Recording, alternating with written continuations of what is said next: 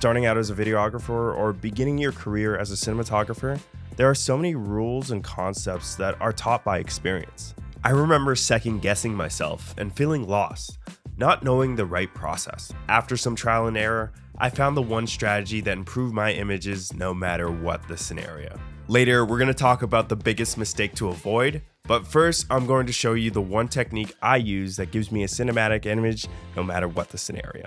We're going to look at some practical examples as well as do a deep dive into some lighting diagrams. The one thing that has helped my career tremendously, especially when transitioning from a videographer to a cinematographer, is shooting on the shadow side.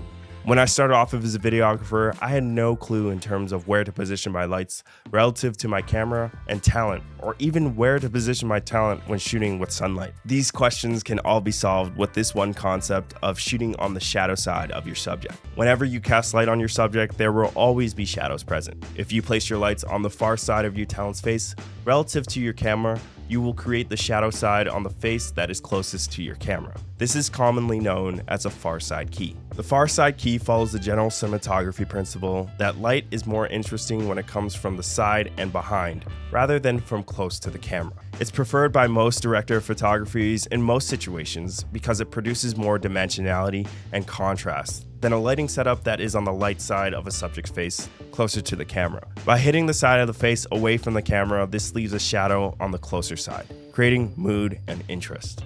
It brings out the shape of the nose and cheeks on the subject's face, concentrating attention on the face, and consequently the performance or action. Under the umbrella of a far side key, we can still vary the angle tremendously to affect the mood. If we place the key severely to the side, so none of the illumination reaches the camera side of the actor's face, using a very low level of fill, we create a strong, dramatic look. If we place the key closer to the front and soften it with diffusion and it wraps around the camera side of the face, we create a more comfortable, flattering look mostly associated with commercials. When the light is brought closer to the subject's face, this is known as a near side key. This is usually less desirable amongst cinematographers, often resorted to only when a far-sided key cannot be achieved with motivating sources authentically.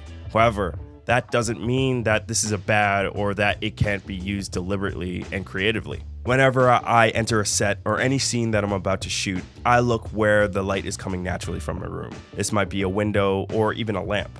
And I set my camera opposite to that so I naturally create a far side key. From there, I add my own lights to accent the ambient light that is in the scene already. Now let's look at some examples that demonstrate this technique. The first examples that we're going to be looking at are all examples that I've shot and used natural daylight sources and positioned my camera in terms of what looks the best on my subject's face on shooting on the shadow side. So if we look at just our image already, we already have developed a shadow side by using the natural ambient tone in the room.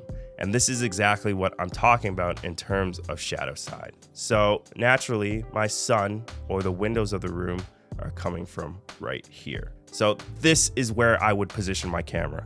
I would naturally find the windows in the room and shoot up into that direction and position my talent. So this sun is acting as a nice edge light here, as well as on the neck, and acting as a giant key light source, as we can see from the catch light on this person's eyes. And then in this corner of the room here, there's actually another window that is adding more accent to the back side of my talent. If I were to shoot on the opposite side or over here, I would only have a light side and a dark side, and not this sandwich of light what we're looking for. Whenever you're looking to creating a cinematic image, you're always looking for a checkerboard or salt and pepper.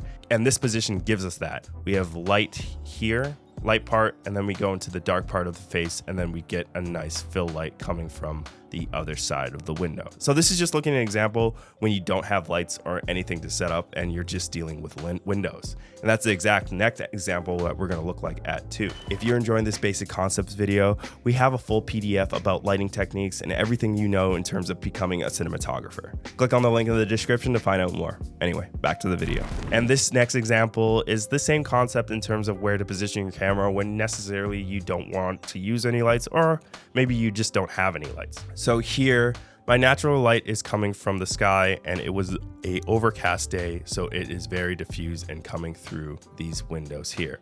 And on the other side, behind our talent here, we have another window where light is coming from, And our main talent here, we have another window. So we are looking to position our camera and talents that we create the most interest and that we create this most shadow side that we're looking for in terms of creating a cinematic image.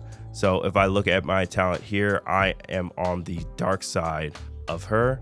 And then also I have developed a dark side of the main talent here. And then if I look where all the light is coming from, it's kind of silhouetting my talent. And because the room is so bright and airy and we have a lot of windows open, this is obviously bouncing back up and filling in our shadows to give it a less contrasty look. So if you just look at the edges of the talent, mainly you can see that nice soft highlight by backlighting or having the key light, which is our windows here, on the far side of our talent. And this just gives us that most interest that we're looking for. The edges of the face, top of the nose, the hair, highlights across the eyes and everything like that. And then back to him, again, we have that light patch here, and then another dark patch under his nose, and then here on his nose we have a nice light patch too. And again, this is just a scene where you have proper camera positioning as well as positioning your subject to give you the most cinematic feeling.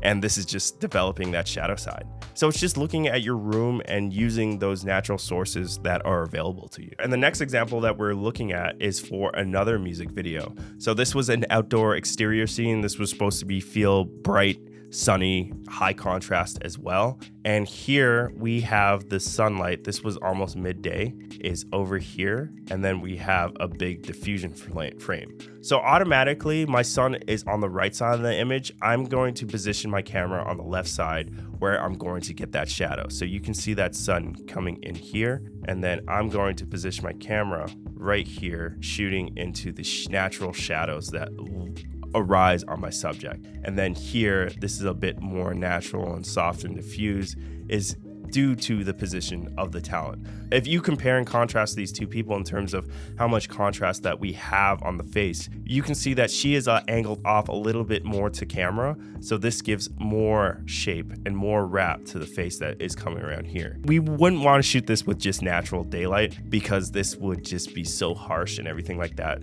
So what I use is a 20x20 diffusion magic cloth to soften that light. And then I bounce some light with a white solid back up into the face to wrap it around a bit more because I felt that it was too contrasty. But if we go back to the fundamentals in terms of where to position your camera relative to the sun, again, camera's on the left side, sun is on the right side. You're already developing those natural shadows that we're looking for in terms of creating that checkerboard of light that we're always looking for. Now, this could be a very intimidating image to look at, but we're gonna break it down in terms of where my lights are, where my motivating light sources are, and everything like that. So we're gonna be looking at where our light naturally in the room is coming from. So we have a practical light source right there and a practical light source there. So this is spilling light onto this background, and then this is spilling light supposed to be in this direction. So naturally, we can assume that our light is going to be coming from this. And this is a concept of motivating light, but this is exactly where I'm going to place my light source. And then we have our direction of light here. But now that we've lit it, in terms of where do I place my camera, which is going to be opposite to my subject, where my shadows are falling. So this is going to be my camera placement, and this is shooting into the shadows that we've developed on our left side of camera or right side of talent's face. And then when we talk about, again, that checkerboard of color and light and dark and gradient across our image, this has everything that I'm looking for in terms of what makes an image cinematic. This is pretty contrasty and you could say a little bit dramatic, but this is exactly the look we're going for in terms of what this fashion film was supposed to be. This is an example where I just placed my lights relative to my camera in terms of setting up the lights in the scene first. And I said, oh, we have a lot of lights on the right side. So this makes sense to place my film lights on that side too, to light my subject's face. And then I'm gonna place my camera on the opposite side. Now this example is gonna be a little different because I'm going to be looking at what happens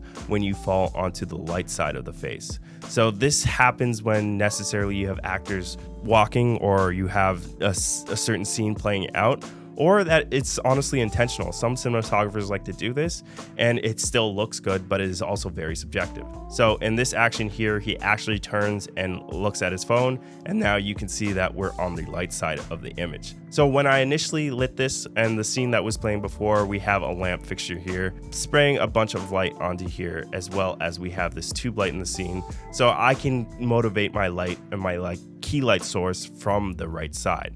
And that's exactly what I did. And because of that, I'm going to put my camera on the opposite side and develop more contrast in that side of the image by putting up solids and shaping the light over here so we have the shadow side of the entire thing. But when we go to the next, you can see that that light side has actually changed and it is spilling across his whole face. And now we're kind of sitting in the split in between, that we still have that shadow developed on his left side of the face.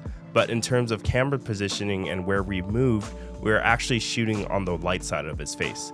And this is where it gets not flattering if you compare it to the other image. On the other image, we have this light and dark that we're looking at in terms of the right side of his face being light, this side of his face going dark, and a gradient into that, and then creating some pocket of lights in the background that are light. And now if we go to the next image, we have that same checkerboard and gradient that we're always looking for going across here, but I'm going from light to light, now going into transferring to dark, back to the light. And what makes this shooting on the light side and close side's key not appealing is this massive just area of light. If I were to draw a ratio between the two, you can see that this small area is dark and then all this area that you see here. And in terms of basic cinematography principles, in terms of what we preach, in terms of salt and pepper and light and dark parts of the image, this doesn't necessarily follow that rule. There's a lot of interest due to his glasses as well as the shape on his face, but there's not a lot of interest due to light. And that's exactly what the next example we're gonna look at. And this is exactly what shooting on the light side is. It still looks like a fantastic image, and it still, in my case, looks cinematic in terms of light and dark parts of the image, but there could be more in terms of if we shot on the actor side of the face. Now, this could be done for a number of reasons in terms of logistics as well as what was the previous action, in terms of keeping lighting consistent and all like that. But I just wanted to look at this single frame in terms of just looking at it as a picture. So this is the light side that we're shooting our camera into, and then the shadow side is here.